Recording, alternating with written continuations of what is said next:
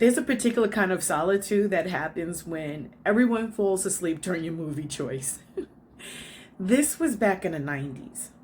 Lights off, living room quiet, the blue glow of the TV doing most of the talking. Apparently, my picks weren't exactly group entertainment, but I was wide awake, fully invested in a movie no one else found riveting. It was called Lorenzo's Oil. So it wasn't just a film, it was based on real life. There's this little boy, and if I close my eyes, I could still see him curled up in a ball, his body thrashing and his nervous system deteriorating. His parents being told there's no treatment, no cure, no real help or hope, a rare disease. They weren't doctors. They weren't trained in any kind of medical anything, but they challenged the medical establishment. They were just parents who refused to accept a closed door. And something in me shifted.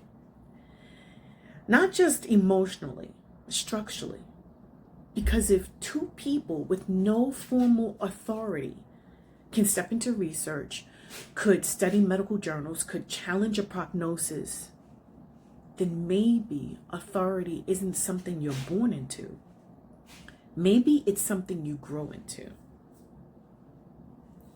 Hi, I'm Lisa Freefeather. I explore relationship technology and identity patterns to restore the balance between the masculine and feminine polarity. And this question about authority, authorship, and who gets to decide who we are sits at the center of my work.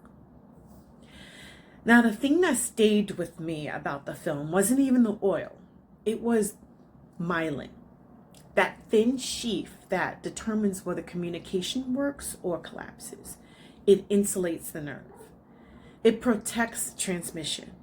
Without it, signals misfire. And I remember thinking, if the body has this kind of built-in intelligence, if it knows how to protect communication, then why are we so quick to outsource authority for how we live? We're walking around in what I jokingly call a meat suit, but this thing is not primitive at all. It's precise, it adapts, it calibrates, it responds. So maybe self-governance isn't rebellion, maybe it's biological. See, most of us, though we don't live from that place, we live inside of roles. Daughter, aunt, the responsible one, the emotional one, the strong one. Roles are efficient.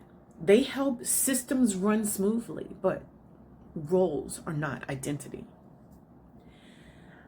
I had this moment recently with my nephew. He's in his 30s now. He's a chef.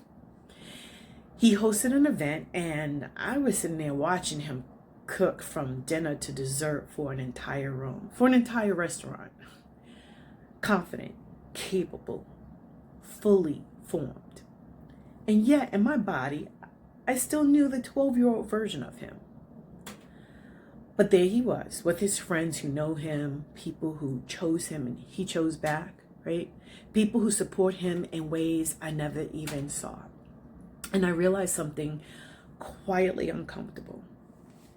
There's a gap between who we think someone is and who they've become.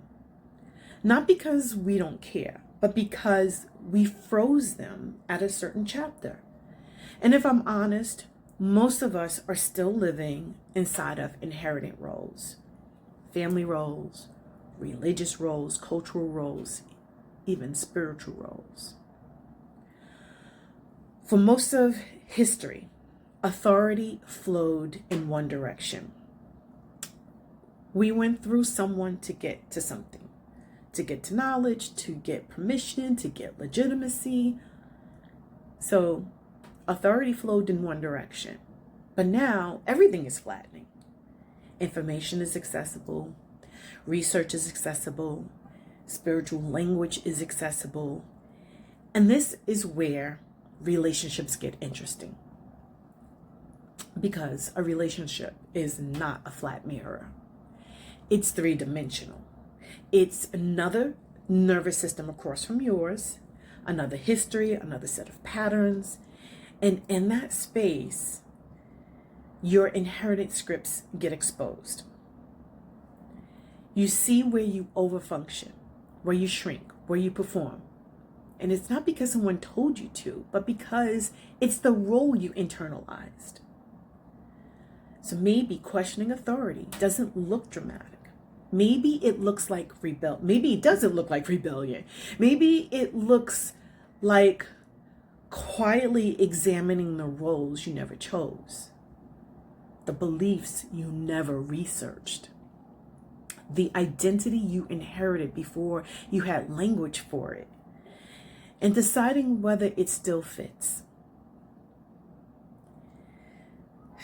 If something in this made you pause, if you recognize a role you might still be living inside of, I built something structured to help you map that clearly. It's called the role audit. It's not emotional, it's diagnostic. It walks you through the roles you inherited, the authority you still default to, and the gap between who you are now and how you're still operating. If that feels relevant, you'll find a link below.